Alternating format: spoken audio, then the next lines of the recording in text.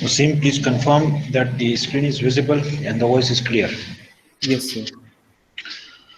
Okay, now, Assalamu alaikum everyone.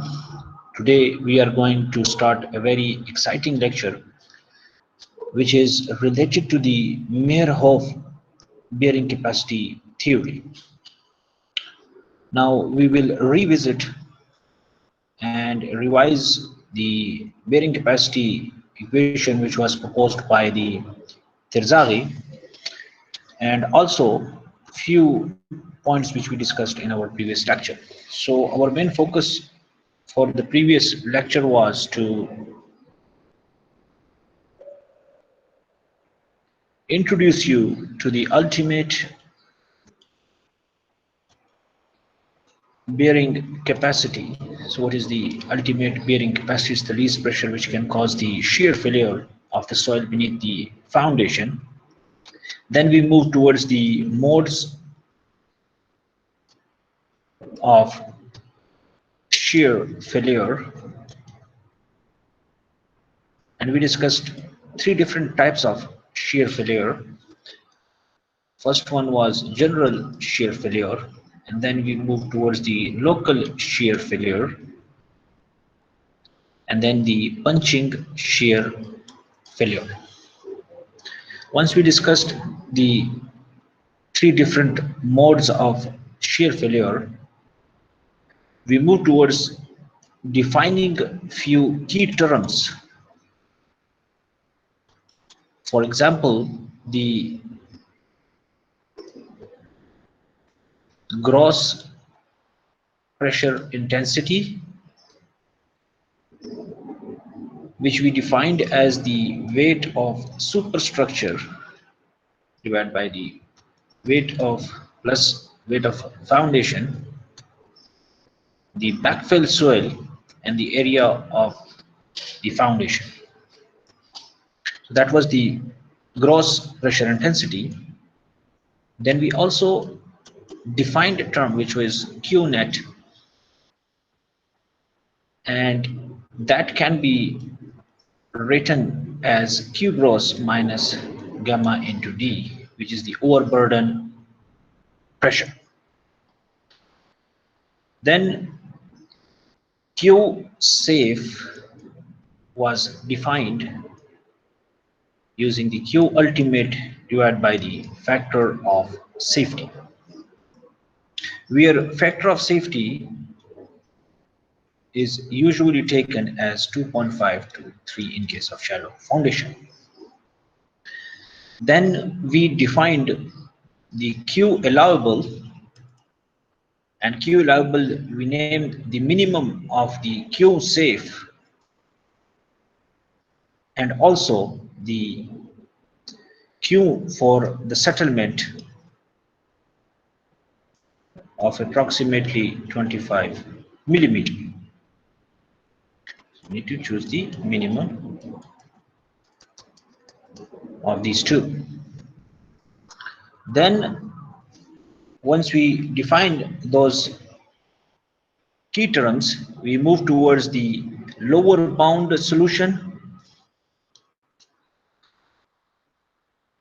lower bound solution, in which we came up with the 4C plus Q term, that Q ultimate lower bound would be this much. Then for the upper bound,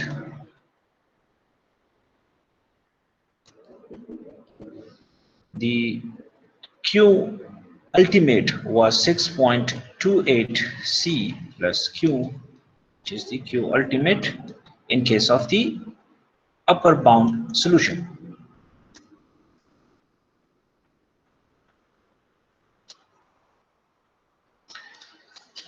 After that,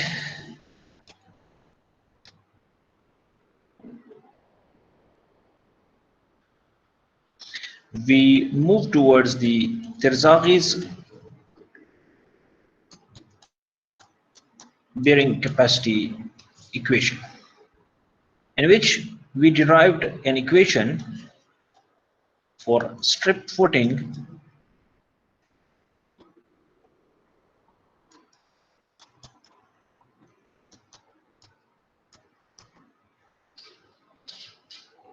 where this term is related to the cohesion of the soil. This term is related to the surcharge above the foundation level, and this term contributes due to the weight of the soil beneath the foundation. Okay. Then few shape factors were also proposed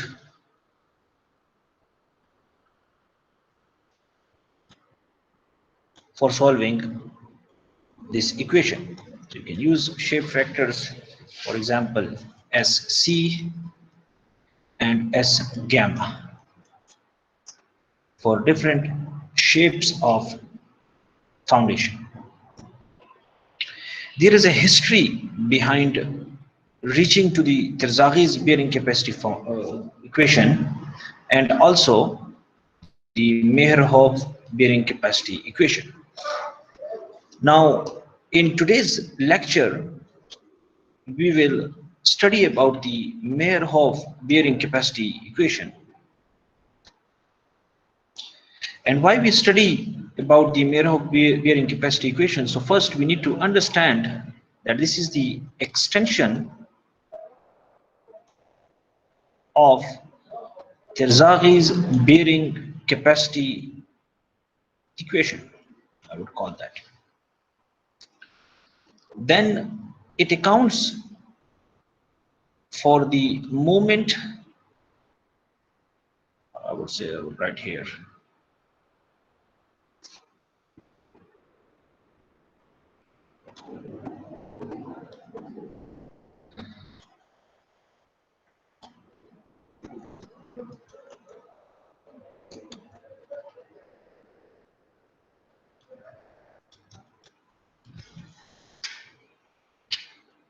So first of all, it's the extension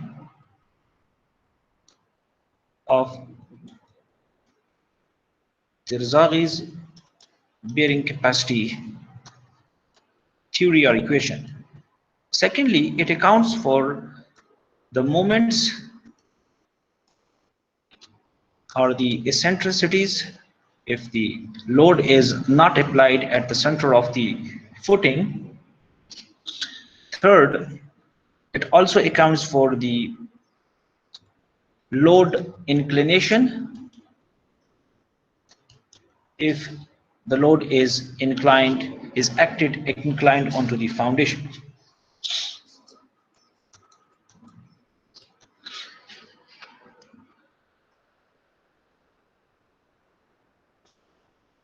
Now, if you notice here, there are few differences in deriving the Meyerhof and Terzaghi's bearing capacity equation. So you can clearly see that Terzaghi used that alpha, which is here, is equal to the phi. So alpha was equal to phi in case of Terzaghi's bearing capacity equation. However, in this case, in the Meyerhof bearing capacity equation, Meyerhof used that alpha is equal to 45 plus phi divided by 2. This is the Meyerhof derivation. Now, if you see here, Terzaghi's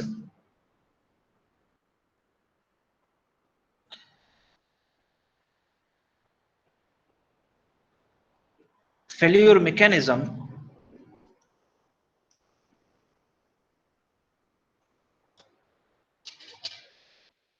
this is the failure mechanism proposed by Terzaghi, and here is the failure mechanism proposed by Meyerhof.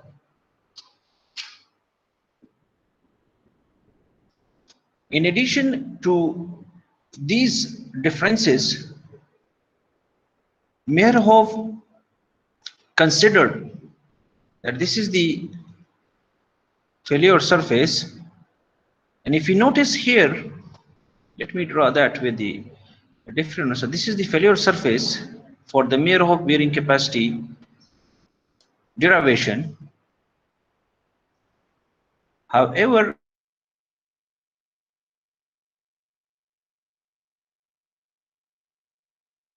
in case of the Terzaghi's bearing capacity equation. So we can clearly see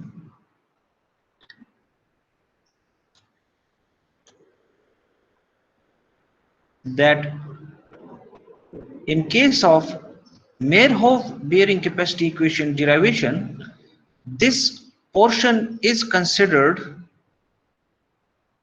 in, or the strength of this soil is added into the derivation of the Meyerhof bearing capacity equation. However, Terzaghi's theory considered that as the overburden or surcharge pressure.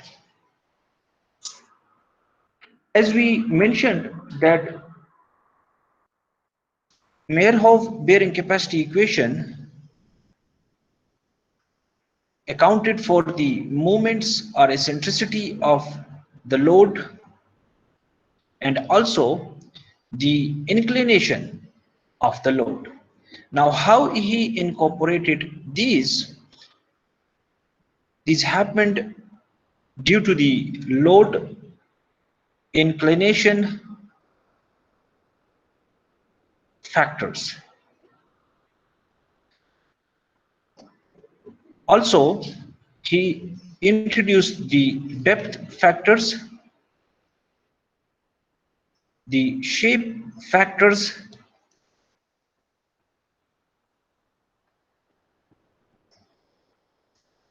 and this is the general form of the Meyerhof bearing capacity equation.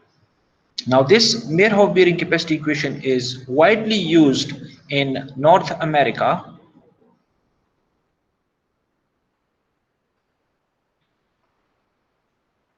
and all around the world. He used the effective unit weight, but he also used the effective width of the soil, of the foundation,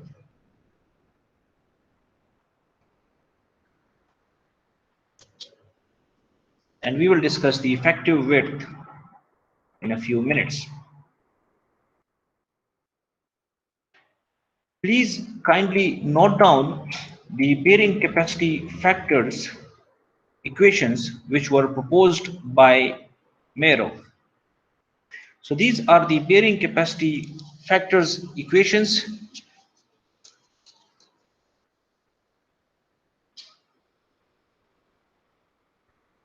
Now, in order to adjust the allowable bearing capacity from the theoretically infinitely long strip foundation to a real foundation, these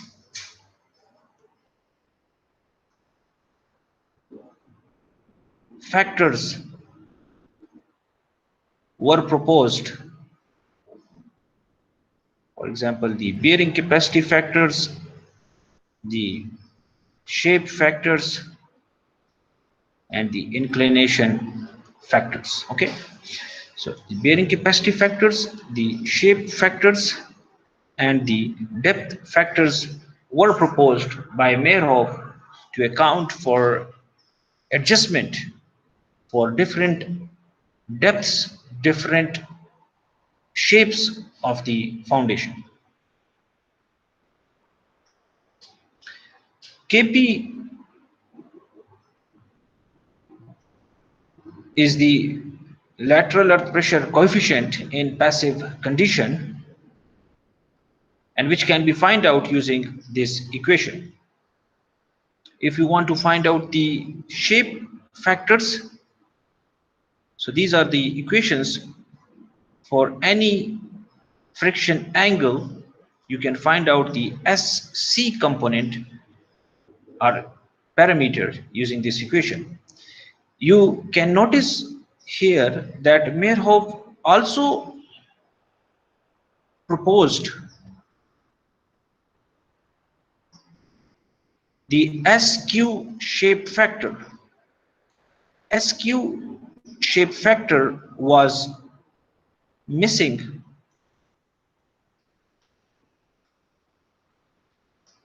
in Terzaghis bearing capacity equation. Now for phi greater than 10 degrees or any phi, you can use this equation, and for phi equal to 0 you can use this equation to find out the SQ or S gamma. Looking at the depth factors, for any phi you can use this equation where the effective width of the foundation is used, and dq and d gamma for phi greater than 10 degrees are here, and for phi equal to, or the friction angle equal to 0, you will use this equation to find out the dq and d gamma depth factors. Now, as I mentioned earlier on, that the major contribution, one of the major contribution, I would say, the one is the moments introduction into the bearing capacity equation. The another one is the inclination factor into the bearing capacity equation. So if we have a foundation and a vertical load is applied and also the horizontal load is applied, the resultant would be acting at a certain angle theta. Okay, now for that theta angle or the inclination angle, we need to find out different inclination factors, and that's how we can calculate if we know the theta or the slope, the inclination angle. This is the IC is equal to IQ and I gamma for phi greater than 0, and for friction angle equal to 0, we will find out the I gamma like this. Now here I want to show you something. You might be interested in that as well. So you see those equations, and these equations, you might be wondering that how come we can use these equations, or how he proposed these equations. So there is an excellent research paper where numerical check of the Meyerhof bearing capacity equation for shallow foundation was done by Bars in 2017. So as we all know that most geotechnical design course, Wasim, can you help me reading the highlighted portions, please? Yes, sir. Okay, let me zoom in there so that we can learn. First of all, this is a research paper, okay? This is a research paper. Here is the title of the research paper. Let me show you. This is the title. This is the title of the research paper. This is the journal in which this research paper has been done. This is a technical note. This is not a full paper. It means that they have submitted the short version of this study, or they considered it as a short study. So the abstract is given that what has actually happened, or what we are going to read. So you can start reading from here, please. the Okay, sir. abstract. Yes, sir. Abstract. Most geotechnical design codes and books use the equation of Merhoff or Tezazi to calculate shallow foundations. These equations are based on the failure mechanism published by Prentill for shallow strip foundation. The common idea is that failure of footing occur in all cases. Sir, Okay, आप zoom मत please wait here. Okay, please wait. yes, Now we can see here that the work of, I don't know why it's going somewhere. Okay, it's here. So Tezari and Meyerhof are using the Prandtl work. So I would say that Prandtl perform the or gave the failure mechanism, then Terzaghi extended that work, and Meyerhof extended the work of Terzaghi's. But still, there is a flow which is presented here. Actually, in this study, the strip footing and circular footing FEM analysis, which is known as the finite element analysis, is performed, and they investigated the Prandtl wedge failure mechanism, and that Prandtl failure wedge mechanism was investigated, and they gave their results or recommendation. Now, please, Wasim, help me here with the Prandtl wedge. yes, sir. Frontal wedge. The origin of the design of shallow foundation leads back to the publication of mechanical engineer Ludwig Prandtl in 1920 called about the hardness of a plastic body. Okay, so first of all, now we know that Prandtl started the work on the hardness of a plastic body. Then, please, how we moved from the civil engineer Reisner recognized in 1924 the importance of Prandtl solution for the foundation engineering and translated it into an analytical solution. So he gave those equations to find out the bearing capacity under a load P.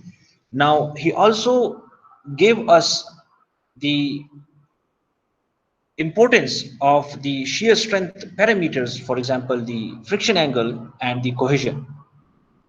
The original drawing of the failure mechanism proposed by Prandtl can be seen here.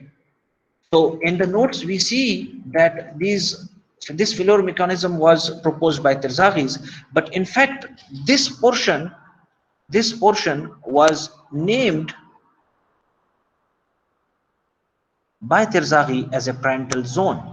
Okay, so due to this significant contribution of the Prandtl, Terzaghi named this as radial shear zone or the Prandtl zone.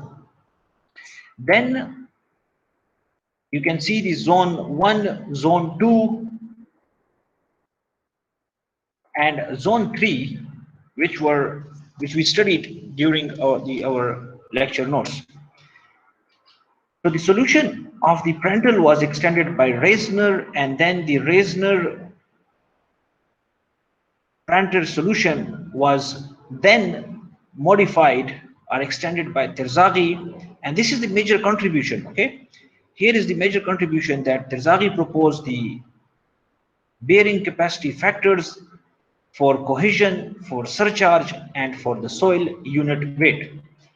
Then what is the major contribution of the Meyerhof? The Meyerhof proposed the equation for the inclined load based upon his own lab experiments. So he performed the model tests, and he gave the different kind of inclination parameters for the finding the bearing capacity of the soils. So what kind of software was used in this study? So Fluxys was used for the numerical studies. So you can use Fluxys 2D or Fluxus 3D. And then the comparison between the bearing capacity factors and the angle of internal friction is made here. And all these parameters you can see that how each and every one proposed the bearing capacity factors. The failure mechanism was investigated using the FEM software, and you can clearly see those three zones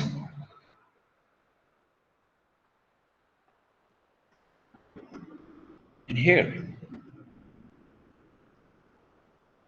So the elastic zone, and we have the radial shear zone or the Prandtl zone, the linear or the passive Rankine passive zone, and the surcharge or the overburden pressure, which is also acting here. Now he noticed that for lower friction angle, it is okay to see the Prandtl, or I would say Terzaghi's failure bearing capacity failure mechanism. But when we go for the higher friction angle, phi equal to 40 degree, then we see a different type of failure mechanism. The inclination factors, derivations, and you can clearly see here the model test. So how inclined that. So here is the foundation. So you can clearly see the inclination angle theta that model tests were performed. He compared the model test results with the finite element method solutions. The shape factors, that how the inclination angle will affect the failure mechanism. So the reddish zone shows that the stresses are very high at these points, and similarly the lighter figures shows that the stresses are very low at these points. Here we can clearly see that how the distribution or the failure mechanism is changing with the slope, the inclination angles. These are just for your awareness and understanding that you know how you can do research in this particular area or the bearing capacity of the shallow foundations, and how those equations came up after how many researchers performed the derivations to reach to these equations. So again, the FEM analysis, the loads are applied onto the soils having the properties of C and Phi, having these properties of C, and you can clearly see that how the failure mechanism and the stress distribution will occur beneath the foundation. This topic is intentionally not included into the undergraduate course, that sloping surface can also occur, and you need to have design a foundation on top of these kind of sloping surface having beta equal to, for example, 30 degrees. And if the slope angle change, how the failure mechanism will change beneath the foundation. So that was investigated in this study using softwares, and you can see the failure zones there, and then the conclusion was made. So he proposed the failure mechanism, something like that. So you can clearly see the shape of the wedge is changing here, elastic wedge. This radial shear zone is extended, and this gets a little bit smaller there. How the Prandtl wedge will occur with the leveled surface where beta is equal to 0, beta is equal to 10 degree, beta is equal to 20 degree, beta is equal to 30 degrees. So these are the real field problems, are the challenges which we are going to encounter in the field, and that can now be done using the advanced softwares, which is particularly used in North America and all around the world. And as I mentioned earlier on, that is a very powerful tool to perform Praxis software to perform the for finding shallow and deep foundation bearing capacities. Okay, so if someone is interested to do the fundamental research on shallow and deep foundations, so please do contact me. uh, you need to be very motivated or excited towards doing research into technical engineering. So if you are, so we will share a few videos with related to the Fluxus softwares. I will share those videos. I will also help you out with the installation of these softwares, and we can definitely replicate or we can start with repeating the results which are obtained here, and then we can move on with the different types of parameters changing in our, in fact, in your final year project. So if someone is interested, please do let me know. So I will put that as a FYP title as well, because at the end of this semester or at the start of the coming semester, you will be asked to join a supervisor to perform research on a research project. So this is how the research paper is written, and then you give the conclusions and the references from where you quote the work there. There is also another paper from the same author which was published in 2014, so we can go through this as a starting point. So if you are interested, please let me know. Okay, now back to the lecture here. That's how we are Meyerhof reached to the bearing capacity factors. Please confirm that you can hear me and the voice is clear. Yes, sir. Yes, Okay, thank you very much. Okay. Now the difference between the Terzaghi's and Meyerhof bearing capacity equation. So we already explained that Meyerhof considered the shear strength of the soil above the foundation level. However, the Terzaghi's didn't consider that the shear strength of the soil. However, he considered the overburden stress or the surcharge pressure in the deriving the equations. Meyerhof also introduced the SQ factor, and also the for D is approximately equal to B. So basically Meyerhof is approximately equal to Terzaghi's bearing capacity equation, and the difference is pronounced for larger D by B ratios. Now where we can use the Terzaghi's equation for cohesive soils, B by B, or the depth to width ratio less than or equal to 1, or for the shallow foundations it's more reliable. It's giving us the quick estimate of the ultimate bearing capacity. With the horizontal forces or for tilted bases or for sloping ground, it will not give us accurate results, or it cannot be used. However, the Meyerhof bearing capacity equation can be used for any situation. There are a few additional considerations as well. If you remember, we discussed in our previous lecture that we are given with different failure modes. For example, the general shear failure mode, and then with the local shear failure mode, and then with the punching shear failure mode. I would call that as pressure. So the derivations we are discussing, or which we discussed here, the equations and the theories, so they are based upon the general shear failure mode, which means that that is proposed for very dense or stiff soils. So what will happen in this case? So for having this, we need to modify the cohesion and the friction angle, and we can say C double prime. So if we divide the cohesion of the soil by 2 by 3rd of the cohesion, and this C double prime should be used in the equation of the Tezaghis or Meyerhof bearing capacity equations. Similarly,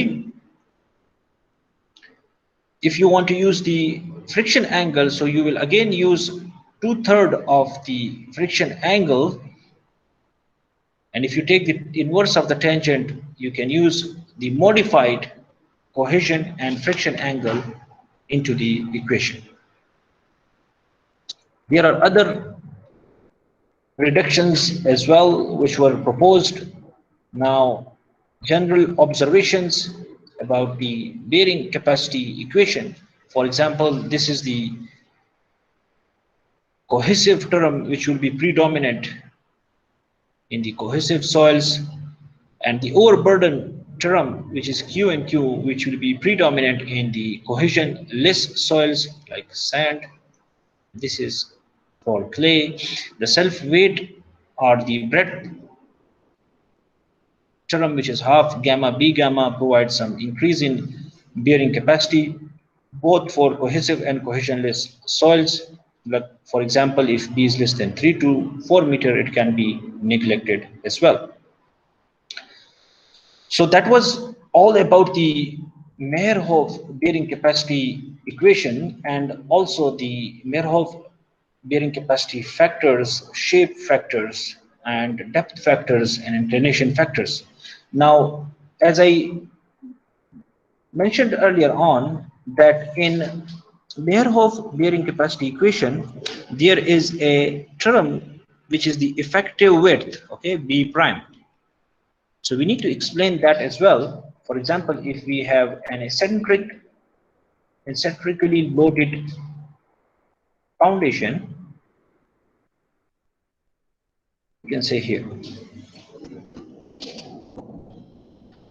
So this is the center. Here is the center O. So we can call that as center of the foundation. I will start that with the greenish area. So this is the footing area.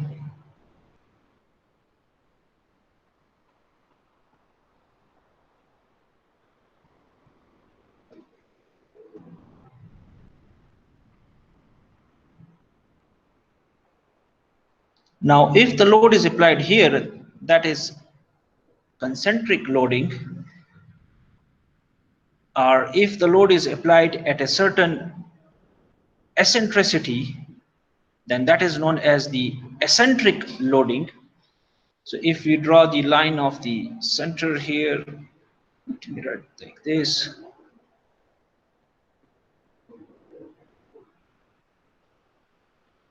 And if you take that as the length of the footing, and if we take that as the breadth of the footing or the width of the footing, now we will change that to the bluish one. Here, this distance will be known as EB, or eccentricity in the direction of the width of the footing. And this distance will be known as EL, which is the eccentricity in the direction of the length of the footing. Okay, now let me draw that in using the different color. So the effective width and the effective length of the foundation would be this much. Now this area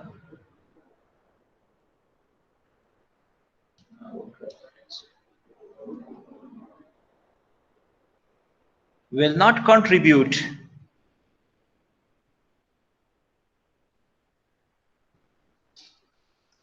in resisting or applying the load onto the soil. So this is the effective area which will exert the load from the superstructure, and the pressure or the bearing pressure will be exerted beneath this effective area. Okay. Now, how we can find out the EB and EL? So simply, if we divide the moment along the B direction, or the width of the footing, divided by the vertical load which is applied here. For example, it's P, I would say vertical, and for EL, or the eccentricity in the direction of the length of the footing, will be moment along the length of the footing divided by the vertical load. Please note down these two equations. These are really important and very helpful in solving the examples and problems.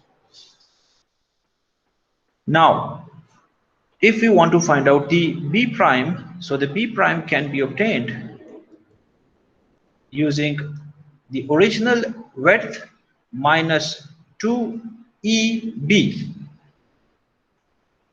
and the length of the, or the effective length, can be find out from the length minus EL, or we can say 2EL. Okay, maybe there is correction needed. It's 2EL and 2B. Now, for the effective area, now we can use the effective dimensions of the width and the length. We can use this equation. Now, please note down that these equations are for the case where E is less than or equal to B by 6. Otherwise, it will create tension in the soil. We will solve these problems in a separate lecture. Maybe we will start with few today, and we will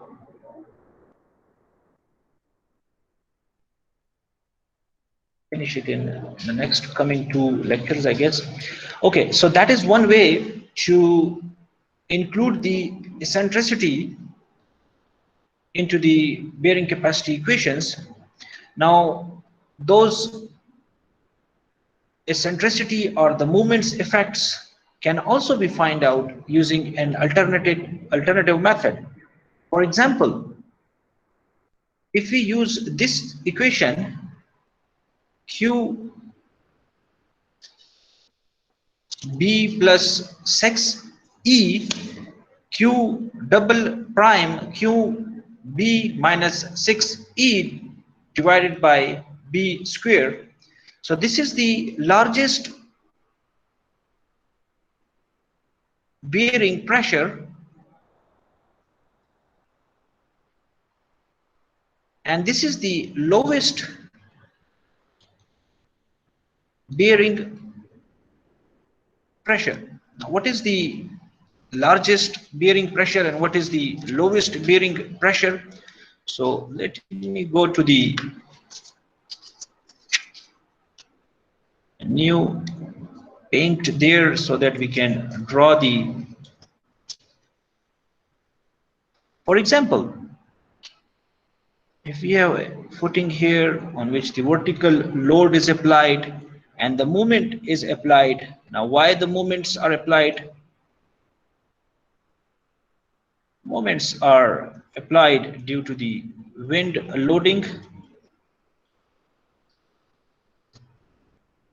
on a structure.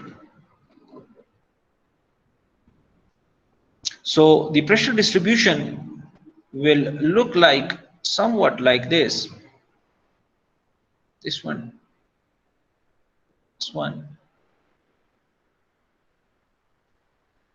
beneath the footing.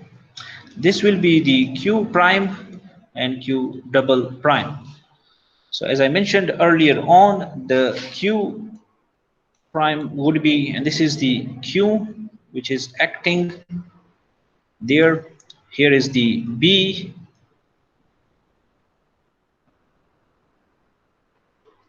and this is the central distance, I would call that. So having a certain eccentricity, I would call that as E. Okay, so we can write that equation, and please also note down this equation we might be using in solving this equation in solving problems or examples. And this is the Q double prime.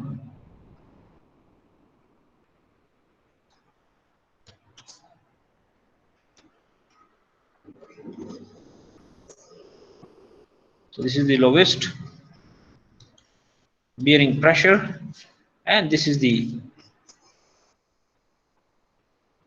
largest bearing pressure.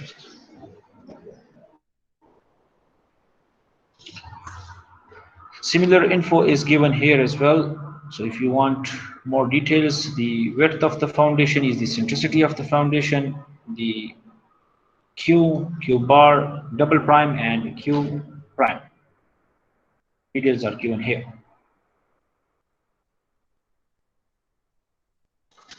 Behavior of clays under drained and undrained loading.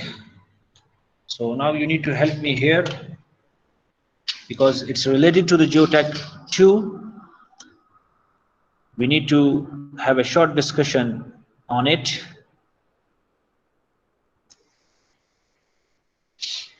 That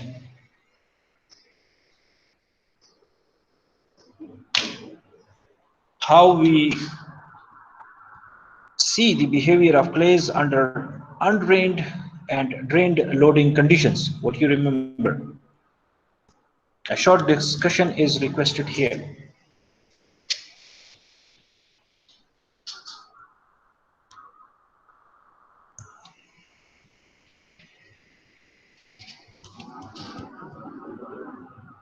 sir इसमें हम sir पहले sir soil specimen को all round pressure दे देते sir try axial cell में sir Okay. 4 लेवर और sir फिर major principal stress हम increase कर देते sir Okay. Then, so we are talking about the drained loading or the drained condition or the undrained condition.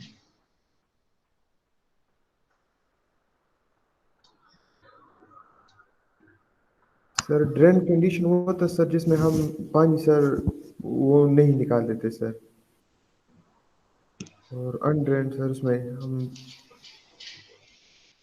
Sorry sir Okay. Sir याद नहीं Anyone else? Thank you very much. Thank you for your participation. And let me tell you that participation do matters in your class participation marks there, and due consideration will be given to all the students who are contributing in these difficult times in sharing the knowledge in participating in the discussion there. Yes, Ejaz, please. Sir ये जो हम drain condition में sir हम drainage को allow करते हैं ना sir, तो अगर हम ड्रेनेज को अलाउ करते हैं तो फिर हमारे पास जो पैरामीटर्स होंगे वो इफेक्टिव shear स्ट्रेस के पैरामीटर्स आएंगे, और जो हमारे पास अनड्रेन कंडीशन होता है तो हम उसमें ड्रेनेज को अलाउ नहीं करते टेस्ट के दौरान, तो फिर हमारे पास जो पैरामीटर्स होंगे वो टोटल स्ट्रेस पैरामीटर्स आएंगे. Excellent point. Thank you very much, Ejaz. Now, anyone else wants to contribute and talk about the response, the stress strain behavior, particularly in the pore water pressure behavior with the axial strain, and also the drained behavior in which how the volumetric change would occur with the axial strain. Sir, one difference is that in the drain condition, the water is removed. So when the water is removed, so the soil skeleton mainly takes the pressure. While in the undrained conditions, the water is present in the soil. So in that case, the water takes the pressure. Excellent point, Fawad. Now, tell me about the mechanism which is occurring in the drained shearing condition, particularly focusing on the volumetric change.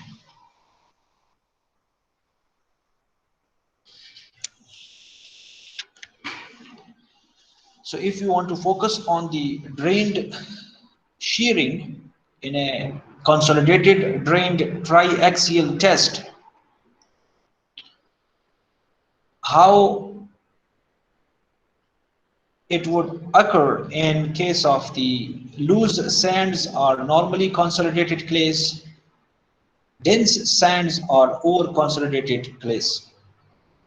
And we asked this question in Geotech 2 exams as well, and it's a very important concept because it's been used in foundation engineering. The concept of the total stress analysis, the concept of the effective stress analysis. So these are very important concepts.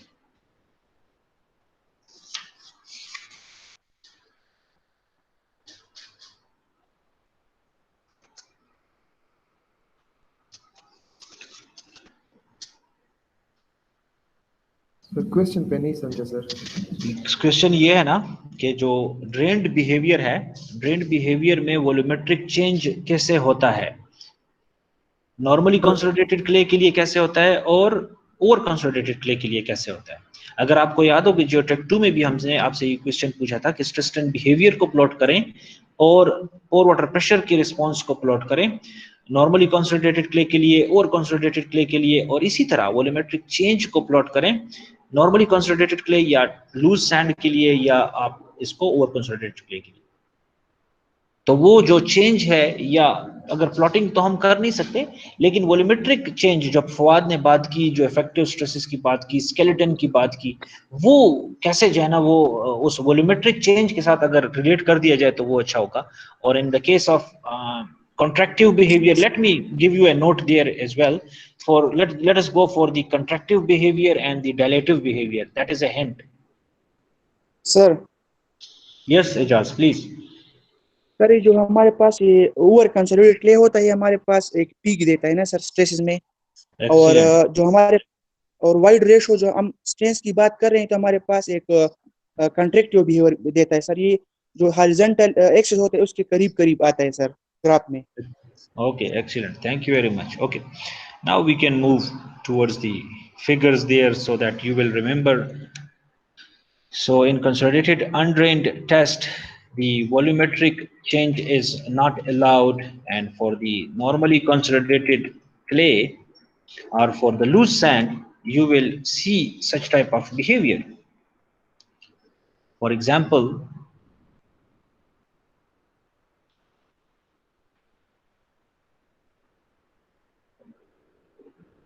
this is the axial strain versus sigma d, and the sigma d is sigma 1 minus sigma 3. So if you want to draw the stress strain behavior for normally consolidated clay or for loose sands, so this would be the type of behavior which we will be seeing. Now if you want to draw the pore water pressure, and I would say I would draw for the over consolidated clay as well, and for the dense sands here. So this would be the figure epsilon A and sigma D again. So if you want to draw, so we will experience such kind of behavior with increased deviatoric stress. It should be a little bit higher here, but anyways, now if you want to draw with the pore water pressure behavior here, so it's the pore water pressure. So it will increase and increase because the particles are being compressed. This is the loose sand are normally consolidated soil. Therefore, the pore water pressures are positive. Okay. Now, for the case of over consolidated clays, for example, the OCR is 1 here, and then the OCR is 2 here, and the OCR is 3 here, and the OCR is 4 here. So with the increasing OCR, you can clearly see that the negative pore water pressure is increasing. So with the increasing density of the soil, or I would also call it the density of the soil for making comparison with the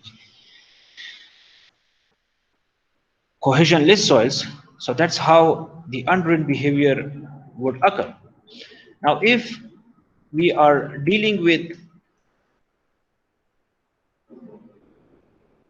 the consolidated drained behavior,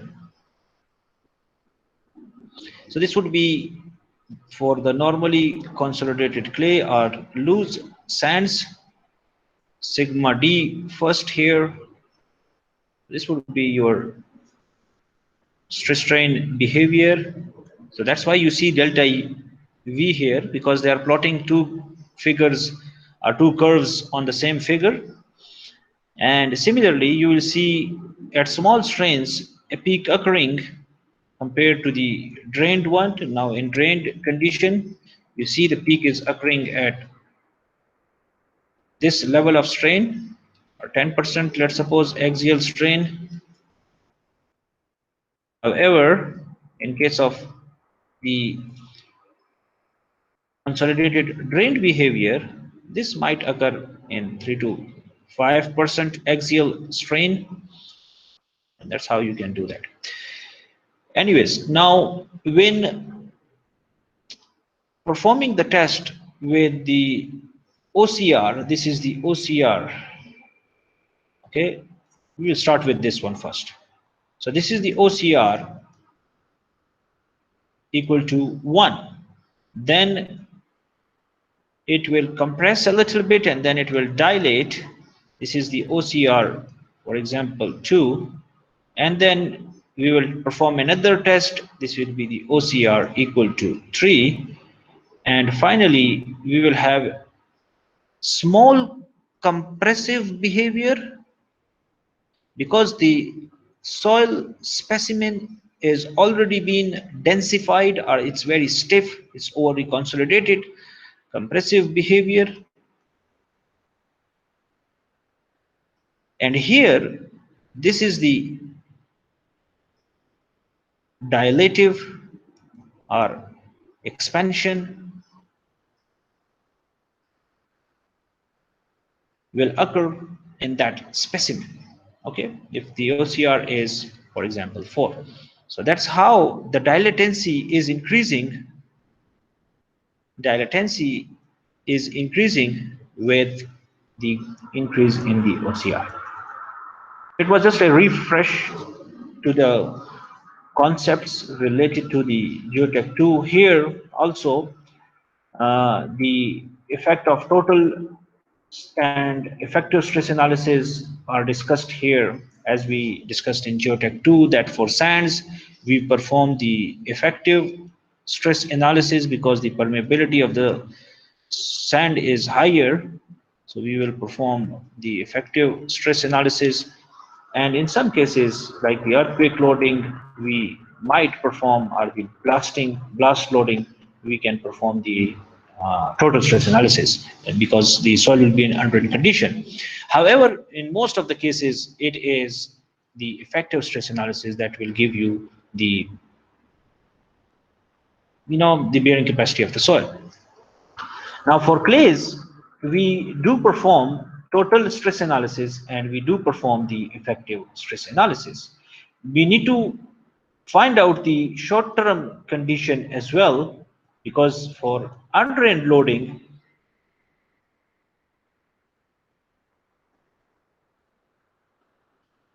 we are interested in finding the short-term condition, that what would happen, and this is also known as the total stress analysis. So whenever we are talking about the short-term conditions, so these are the terms which are used interchangeably.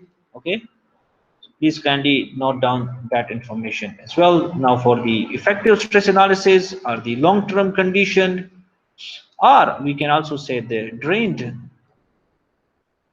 loading condition, or the drained shear strength parameters should be used. in such cases. Okay, so the effective stress analysis is related to the long-term condition, and it's also related to the drained loading condition. Now, total stress analysis of the clays, how we can find out the shear strength parameters. So we can perform the vein shear test. We can perform the unconfined compression test because we need to find out the undrained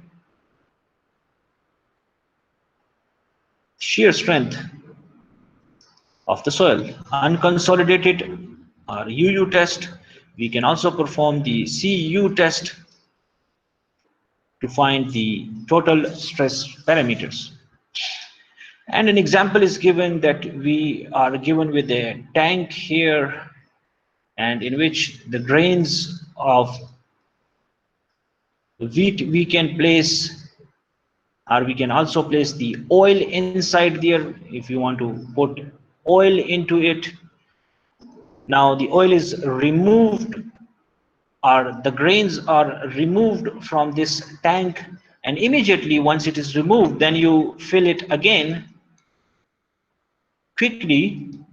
Now the soil here, because it was unloaded and reloaded very quickly, and the grains were removed from it and then filled very quickly, therefore the soil beneath this tank or the grain elevator would be in undrained condition, and you need the parameters from the consolidated undrained test. And if you remember, we had a very good examples in the Geotech 2 lectures there as well for each and every condition of the UU test, CU test, and the CD test.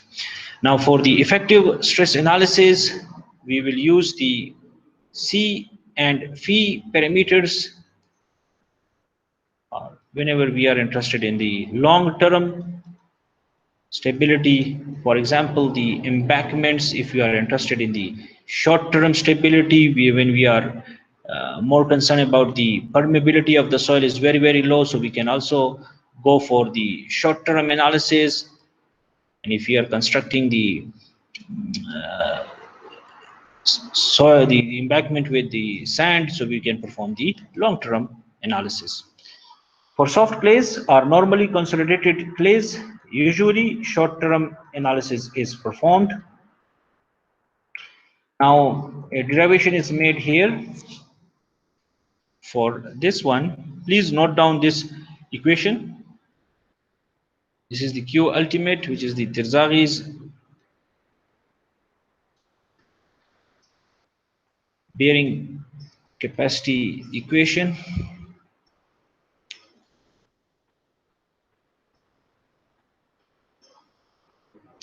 Now if we have phi u, which is the undrained friction angle, equal to 0, and cu is obviously greater than 0, so the bearing capacity factors we will obtain nc equal to 5.4 from that figure which we discussed in the last, or which we have shown you in the last lecture. Let me go if I can find somewhere here.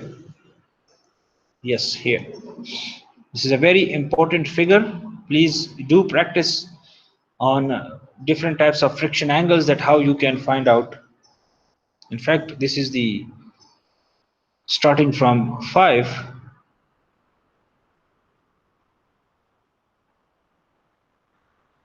Maybe they have taken it from the table here.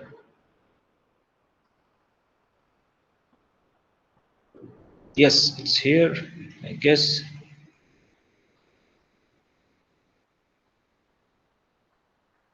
So NC is 5.7, NQ is 1, and N gamma is equal to 0.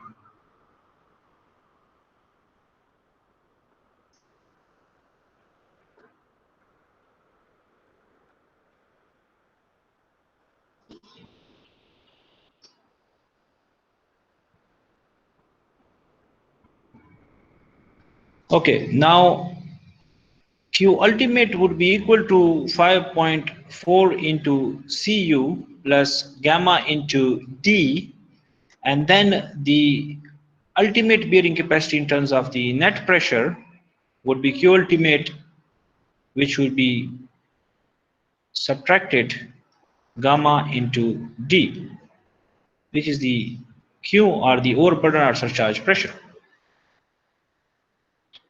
Now, so the Q ultimate net would be equal to 5.4 Cu if gamma D equal to 0, or if we are talking about the Q ultimate net. Similarly, if we want to perform the unconfined compressive strength test, so we already discussed in Geotech 2 that it would be the half of the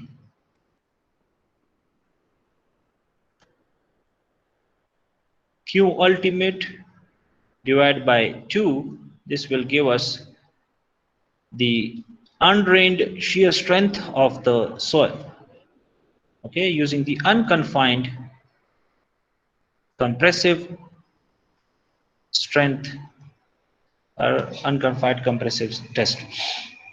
So if we take the factor of safety equal to 3 against the shear failure, approximately this will give us like 5.4 into Q ultimate divided by 2. This is the Q ultimate. 2 into 3 is the factor of safety, so approximately it would be Q ultimate net will be equal to the Q ultimate.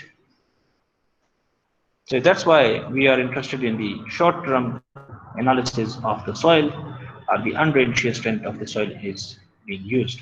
Now for the case of heavily over-consolidated clays, so we are more interested on the effective stress analysis, because the negative pressures are generated and at the end the static pore water pressure is there, so we need to wait that those negative pore water pressure, which is increasing the shear strength of the soil, should equalize with the positive pore water pressure, and we are more interested in that long-term or the effective stress analysis. Now for the heavily over consolidated soils, we perform both total plus the effective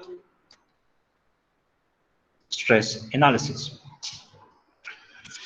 Now there are two design philosophies, for example the allowable stress design philosophy, and there is the ultimate limit state design philosophy.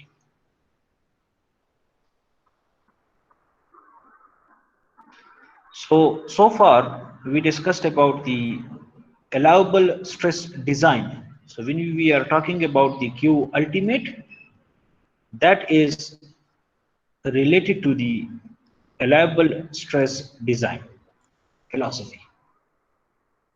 Now what we do in the allowable stress design philosophy, that for example we find out the Q ultimate, the question raises in our mind that from which method?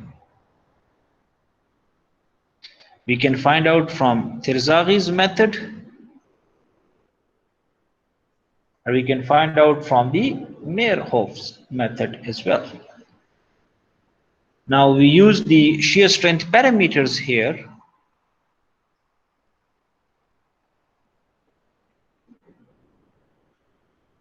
How we find out the shear strength parameters? For example, from unconfined compressive test, or we can find from the unconsolidated undrained test, we perform the CU test, or we perform the CD test. Then sampling here as well, it's important. So if you follow the anti-clockwise direction, so we will reach to the ultimate bearing capacity of the soil. And then if we apply a factor of safety, so you will come up with the allowable bearing capacity of the soil here as well. And our main design philosophy is that the Q applied, which is applied on top of this foundation should be less than the Q allowable. So in the ASD design philosophy, the Q applied, or the load which is applied on top of the foundation, is this one. If I say that this is the Q allowable, this is the Q applied. So Q allowable is basically the Q ultimate divided by 3. Now, as I mentioned earlier on, that the factor of safety is chosen based upon the soil type, whether we are dealing with the cohesion-less soil, cohesive soils, the site investigation, what kind of test we performed, for example, standard penetration test, cone penetration test, the variability of the soil from at various depths there, and even at the spacing as well, importance of the structure and the consequences of the failure takes major role into the factor of safety selection. Now there is also another method. Please confirm that you can hear me and the voice is clear. Yes, sir. Okay, thank you very much. Now, excuse me.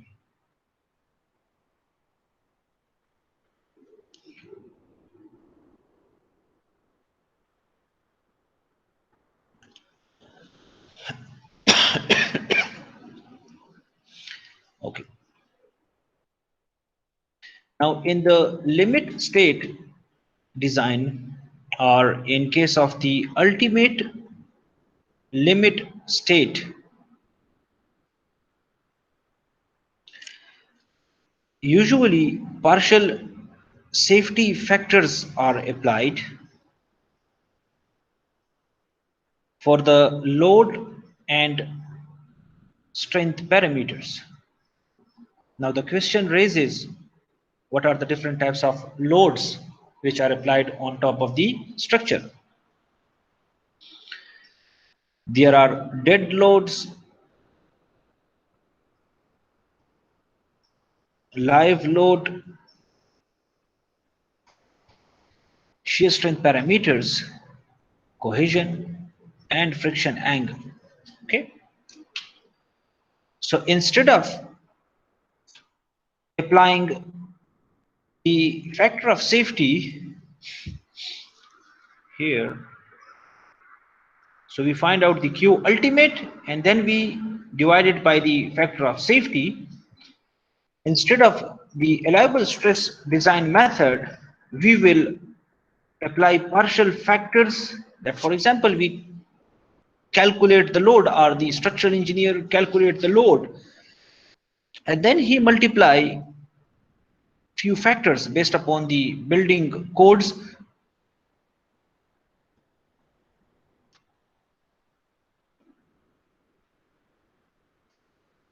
Building codes provide suggestions and provisions and standards that how much variation can occur in the dead load in a particular city, in a particular country, and what should be taken into consideration during the design of the foundations.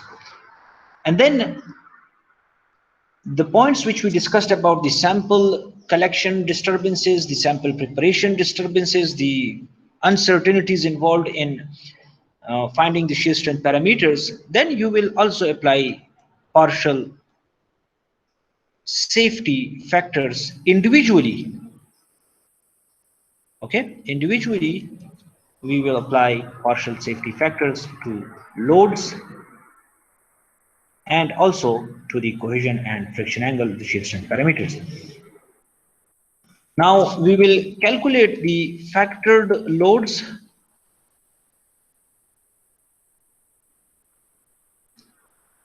So specified loads are there, forces are there, and then we will multiply the factored loads. We will obtain the factored loads using the building codes recommendations, and we will find out the factored applied pressure on top of the foundation. Okay, here this is the real load, and then if we multiply the partial safety factors, we will come up with the factored loads, and if that factor load is divided by the area of the footing, we will obtain the factored applied pressure. Now, design shear strength parameters are calculated, so we will perform lab test, and then we will multiply the safety factor or the resistance factors here recommended by different codes, and then we will see such that the design capacity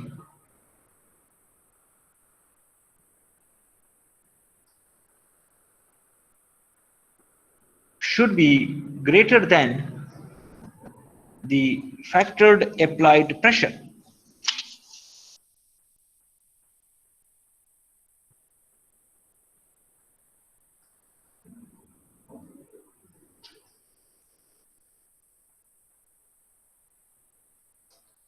So to satisfy this ultimate limit state condition, the design capacity must be equal to or greater than the factored applied pressure. Now we discussed about the load factors, 1.25 or 3 for the dead load, 1.5 for the live load, wind load, and the seismic load. Now the resistance, so we increase these loads. So whatever load is calculated, that is increased by, for example, 25%. The dead load is increased, or 30% is it's increased based upon the live load conditions, wind load and seismic load. So if we calculate using the methods provided by the different codes, so you can clearly see the 50% increase in the calculated load that has been increased, so which can significantly challenge the bearing capacity of the soil as well. But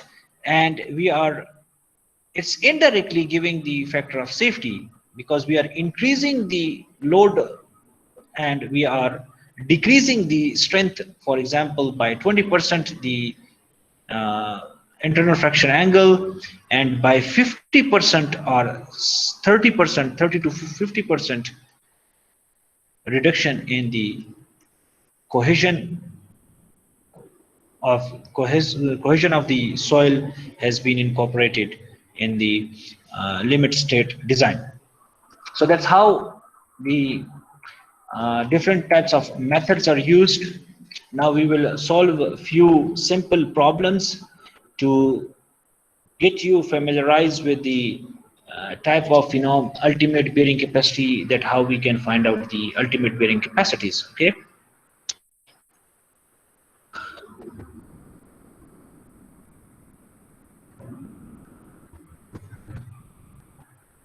Please solve this problem. It's a very simple problem. So you can clearly see that the Terzaghis bearing capacity has been used.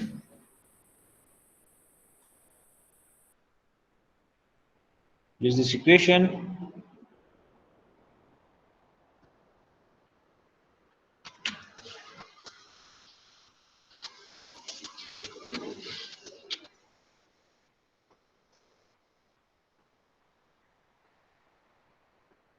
Wasim, please kindly read the problem statement. Yes, sir. Compute the allowable bearing pressure using Terzai equation for square footing of width b equal to Please wait. 1.5 meters. Please wait. Look, here what we need to find out first is that we need to compute the allowable bearing pressure, square footing. Okay, square footing. The width is 1.5 meter. Undrained triaxial test. Okay. Saturated. Okay. Now, this is the bearing capacity equation for Terzaghi. Now, please solve.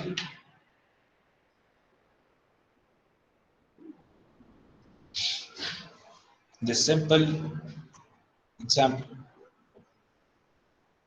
And if you have any issue, please let me know.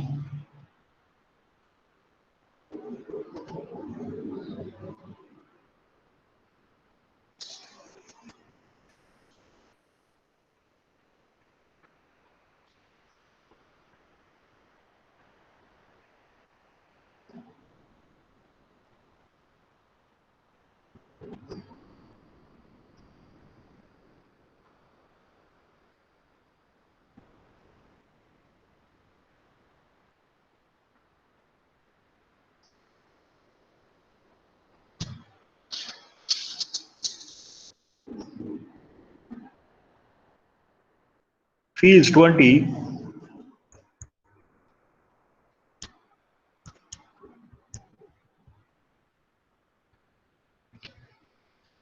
Let's go to the figure.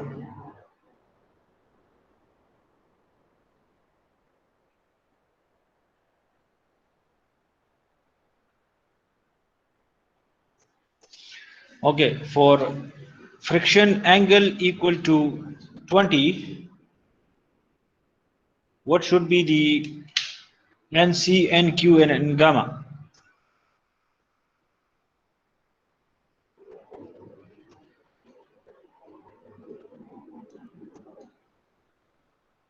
For C is equal to 20 degrees. NC will be 18. How much? 18? Yes, sir.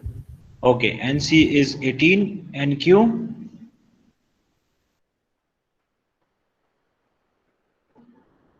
NQ will be 8, approximately 8, sir.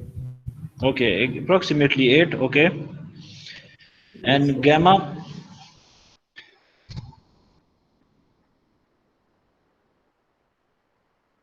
It will be 5. And this will be 5. Anyone else, please?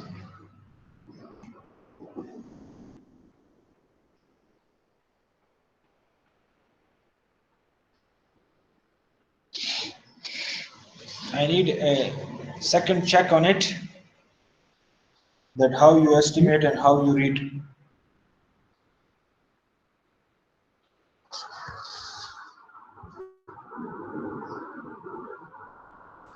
चलिए ठीक है ये video इसके लिए आज ठीक है 34 is the attendance now.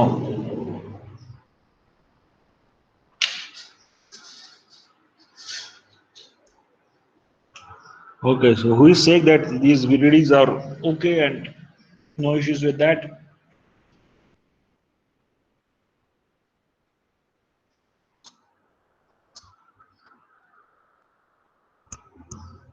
Okay, so I would take those readings as final readings.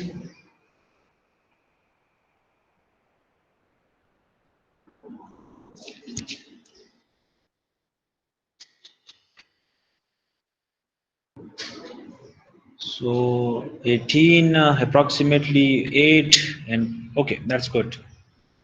So, and how about the shape factors? If you remember, we had a table over there as well. It's a square footing. So the SC, sorry, would be 1.3, and S gamma would be 0.8.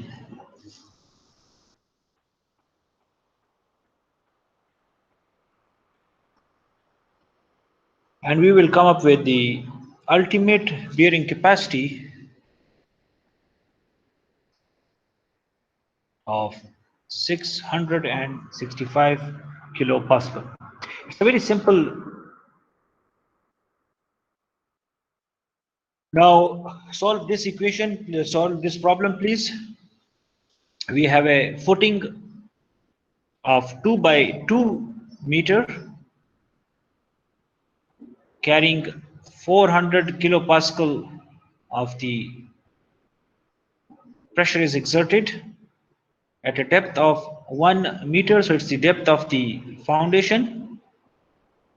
Sand is there, cohesionless soil, okay. So C would be equal to 0. Saturated unit weight, gamma saturated is this much, and the unit weight above the water table is this much. Now the design shear strength parameters are C prime equal to 0 and phi prime equal to 40 degree. Now we need to determine the factor of safety with respect to shear failure, okay, for the following cases. When the water table, for example, here is the ground surface, this is the depth of the foundation is equal to 1 meter. What is the width of the foundation? It's 2.5 meter. It's a bit off center, but okay, anyways, let me delete this one.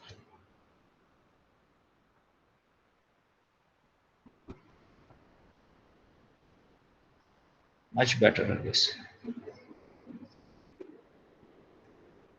Okay, so what else we have? We have the saturated unit weights given.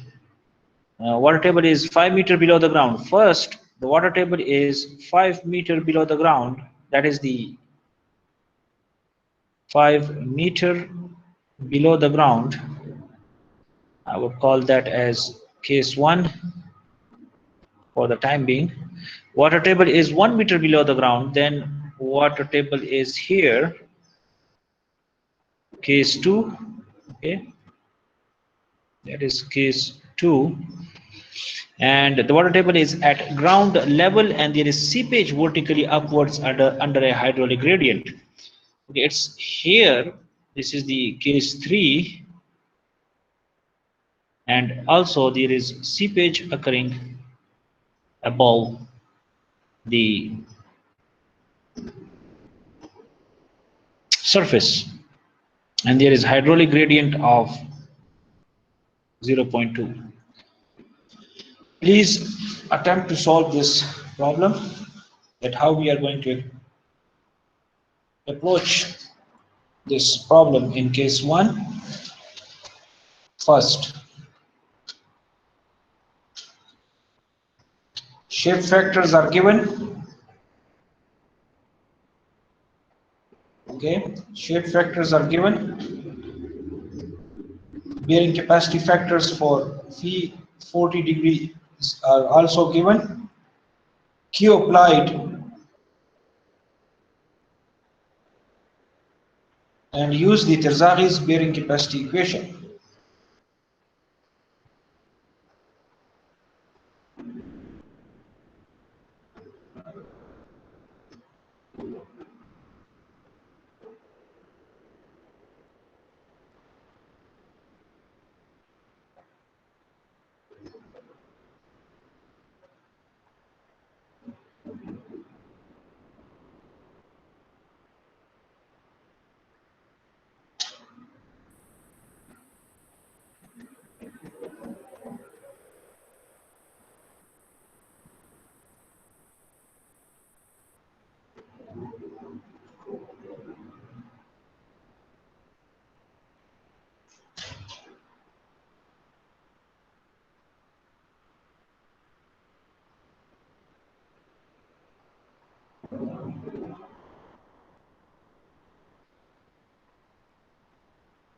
Is it easy or tough?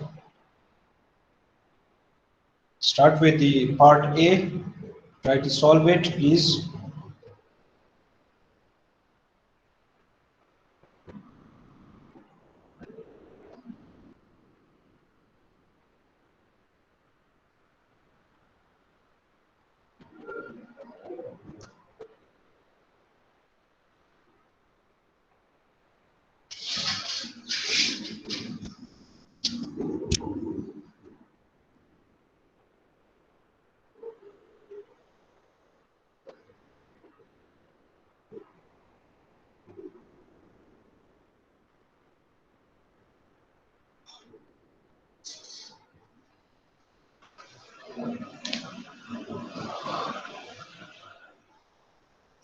Wasim.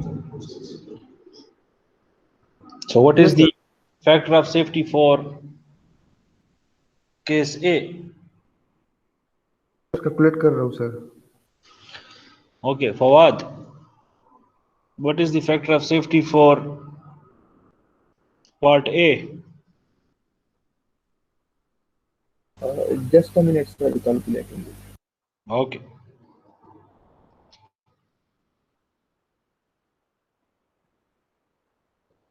Zazullah, Salwa, Jaz, Ehtisham, Hasib. What is the factor of safety for the part A?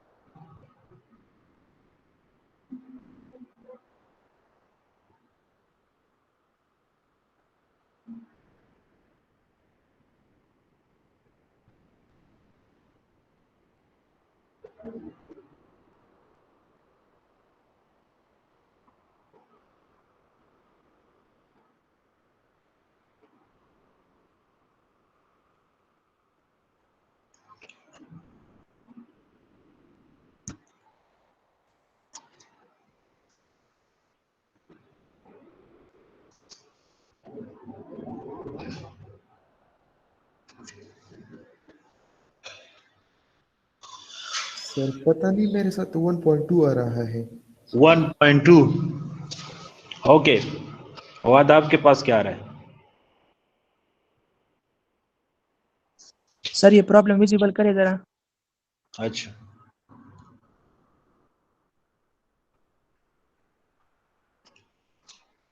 Part A के लिए क्या आ रहा है? बहुत ही simple है, सारे factors given है, सिर्फ जो है ना आप क्वेश्चन में उसको पुट करें और उससे आप फैक्टर ऑफ सेफ्टी निकाल सकते हैं. हेड देता हूँ, चलिए अल्टीमेट फाइंड करें, अल्टीमेट के बाद जो है ना फैक्टर ऑफ सेफ्टी फाइंड कर लें, लोड फाइंड करें.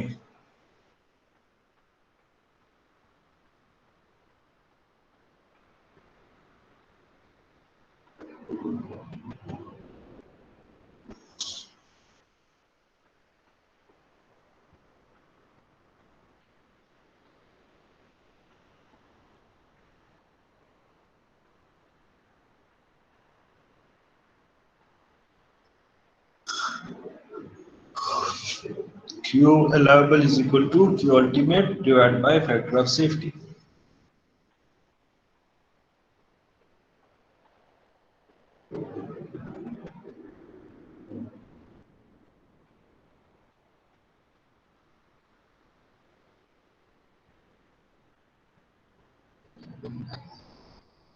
What type of footing we have? We are having a square footing. Those students who are solving the problems will get A grade, and those students who are not solving the problems will get B grade. So please do practice as you are practicing in the class. मेरे ख्याल में sir 10.34 आता है sir. 10.3 from Ejaz. Oh, I'm waiting for Fawad as well. Fawad, what's your factor of safety? Sir दोबारा solve कर दिया sir. 3.3 आ रहा है sir. Okay, Wasim is going for 3.3. Ejaz is saying 10. Sir वो फार्मूला सर शो करें sir, उसमें शायद जो गलती है सर, वैल्यू चेंज आ रही है. Okay. Fawad, can you hear me? Yes sir. Sir वो जनरल इक्वेशन सर शो करें सर, वो उसमें शायद गलती है, मैंने गलत लिखा है. अच्छा, जनरल जो इक्वेशन है वो ये है.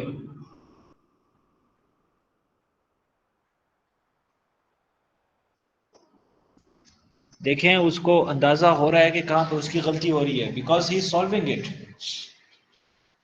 When you solve, you will know that where you are making mistake. When you practice, you will understand that where you are going to make the mistakes. So therefore, it's requested that whenever we are taking a class, we must solve, or we must have a calculator in our hand, a pen and a copy in our hand, so that we are solving along with other class students.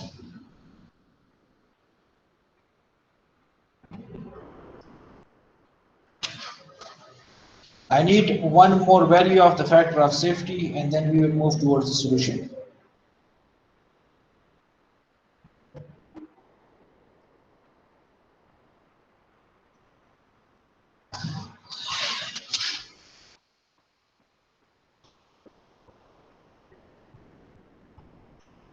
Anyone else apart from Wasim, Ejaz, and Fawad? Asadullah Khan has left the meeting.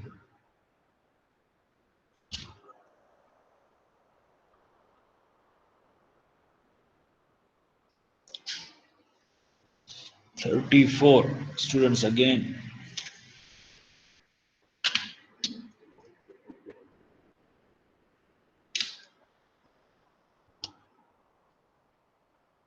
Sir ये applied कितना pressure था sir? 40 kPa, 400 kilopascal it was.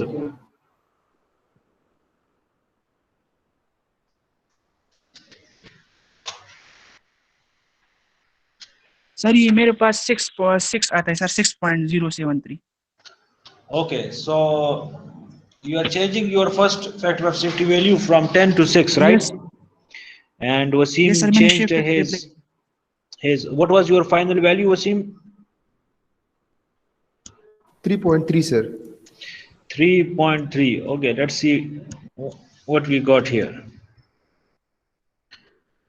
So H, first of all, he confirmed the height of the wedge with the B by 2 tangent 45 plus phi by 2, that equation which I told you to note down. If you have not noted down at that time, please note it down right now, because it will help you in solving these problems and examples in the exam as well.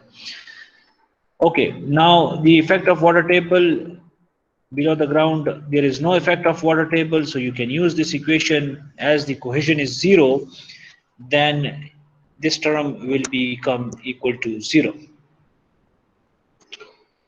Factor of safety is the Q ultimate is find out for the square footing, and then the factor of safety is 7.7. So it's neither 3.3 and it's neither 6. So that is an alarming situation, because the deductions will be applied for getting and reaching to the wrong answer.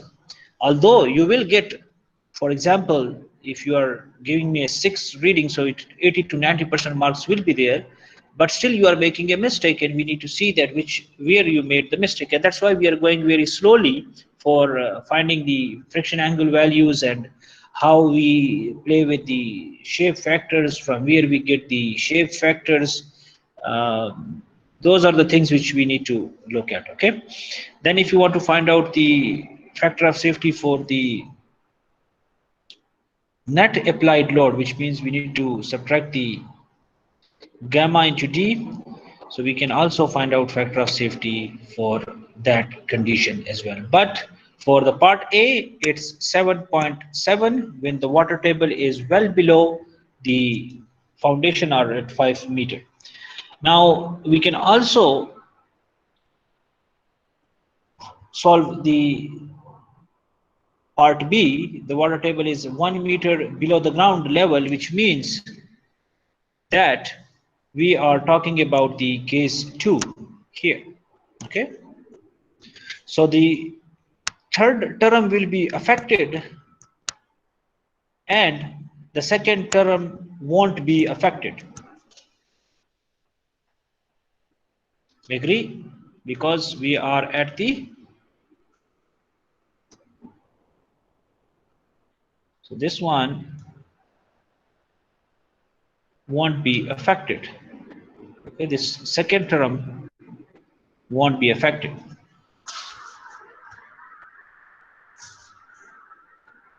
third term will be affected. Second term, we can use this unit weight, and for the third term, we will use this unit weight. So try to solve this as well, please. Quickly, give me a quick answer.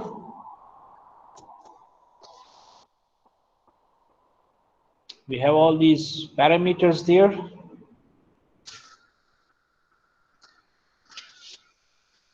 I need one answer for the factor of safety for the part B.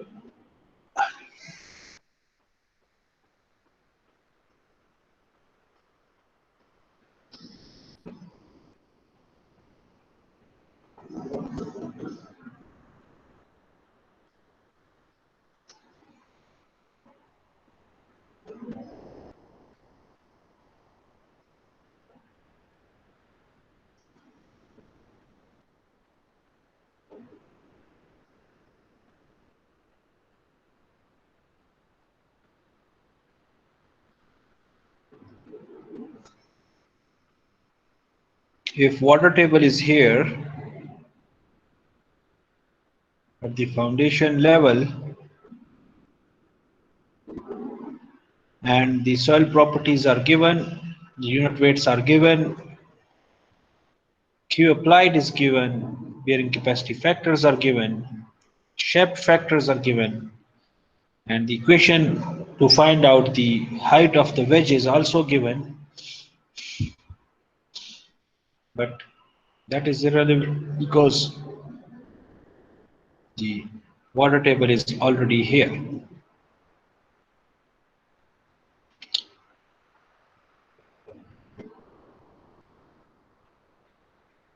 We already know that the third term will be affected,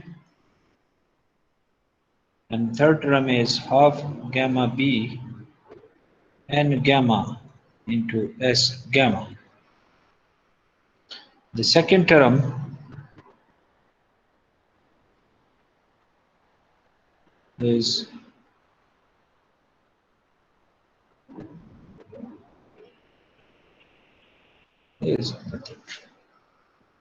so gamma B n Q would be the second term. Please give me one value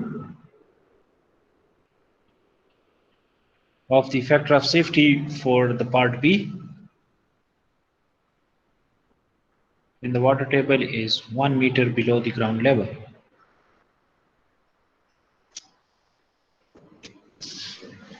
Such type of water table situations, they do come in the exam, so if you are solving it, it's helping you to solve your assignments, quizzes, and the exams as well.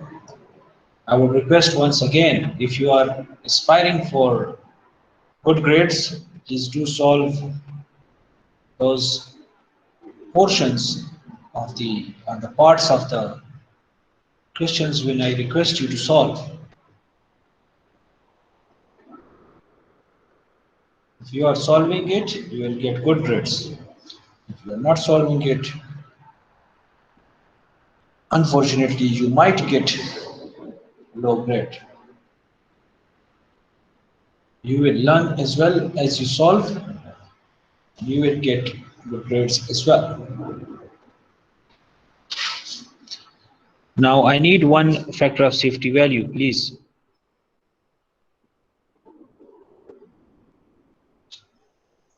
What would be the factor of safety value?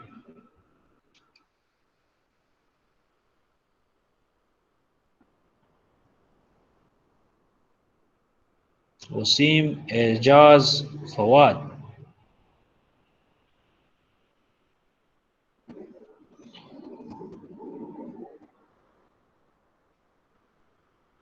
Okay, anyways, the time is running out, so I will show you the solution here.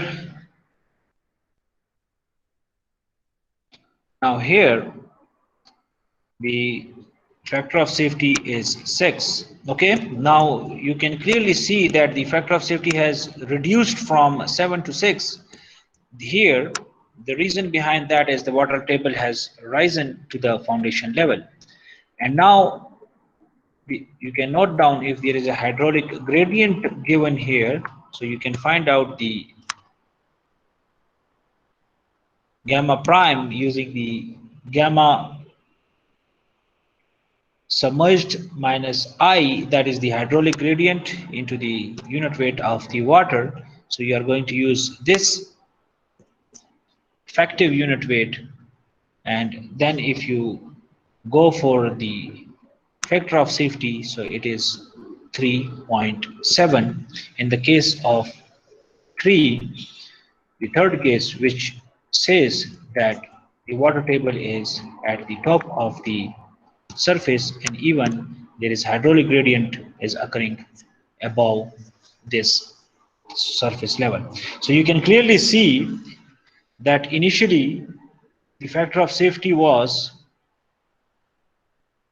7.7 here, and for this case it was factor of safety equal to 6, and when the water table moved up the factor of safety is 3.7. So the factor of safety will decrease if the water table rises at the top of the surface. Therefore, in foundation engineering, the information about the water table and the location of the water table is very important. At the end of this lecture, I'm going to show you a very short video which is related to the Plaxis 3D software. As I requested earlier on, that if someone is interested in performing the bearing capacity analysis using shallow and deep foundations in their final year projects, please do contact me and email me if you are interested. So I will show you a video here and then we will end the class.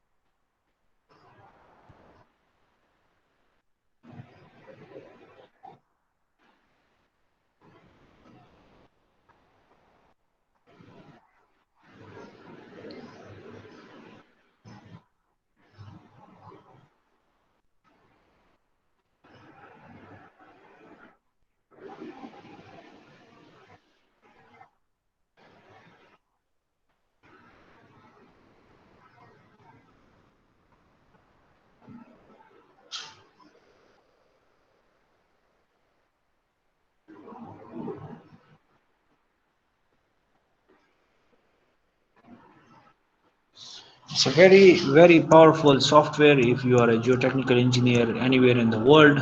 Then if you want to find out the other types of videos as well, so you can watch the, you can use the AutoCAD to foundations, square foundation is made, soil are transported to the Plaxis software, then you give the material properties, etc. Okay, and the boundary conditions are specified.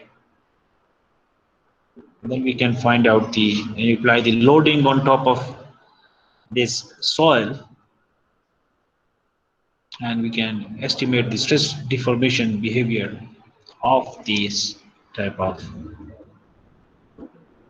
foundations. Okay, now you can watch different types of videos. which are available online. Thank you very much for listening very patiently. We will move towards the question and answer session. But before we move towards the question and answer session, please kindly write P in the comment box and your class number. Thank you.